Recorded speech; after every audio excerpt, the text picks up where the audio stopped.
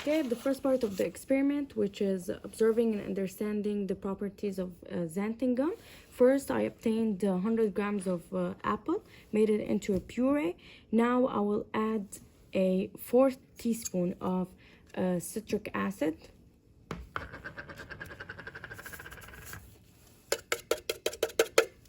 Followed by 75 grams of olive oil. Then I'll blend it for you guys to observe the texture.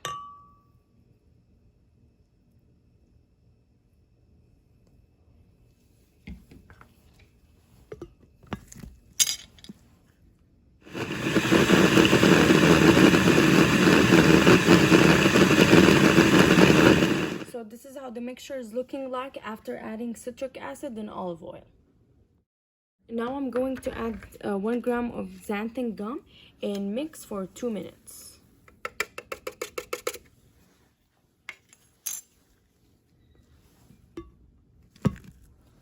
This is how the mixture is looking like after 2 minutes of mixing, after adding xanthan gum. So you guys can observe the texture.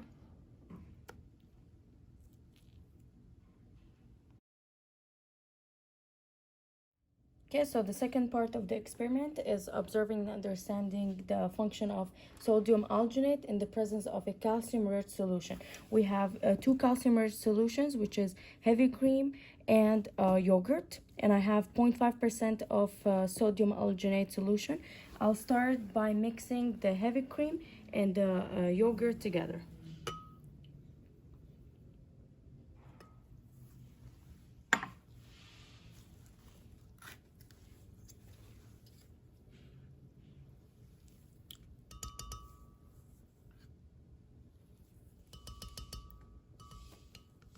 I'm using 6 ounces of yogurt and 1 ounce of heavy whipped cream. Okay.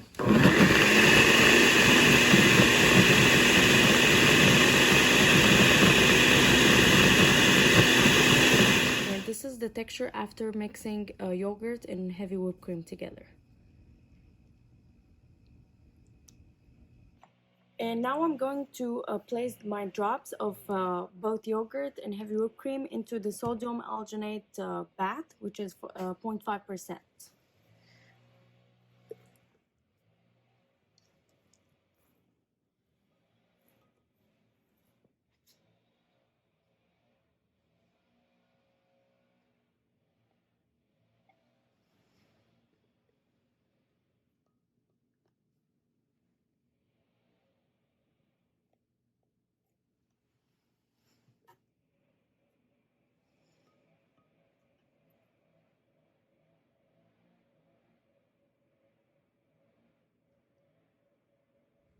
And you guys can see how they formed into this shape.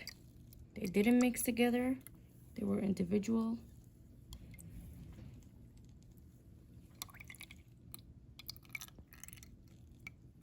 Okay, so the third part of the experiment is understanding the effect of maltodextrin on fat-rich food.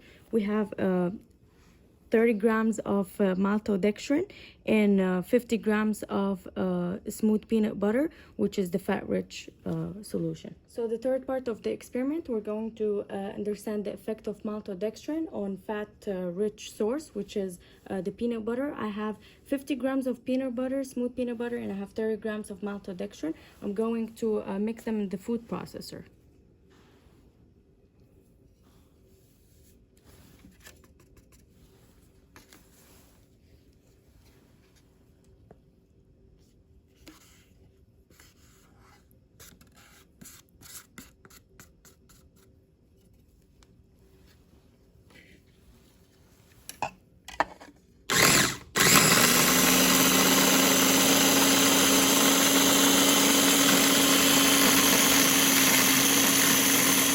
You guys can see now how the mixture is looking like sand after mixing peanut butter with the maltodextrin. This concludes this lab.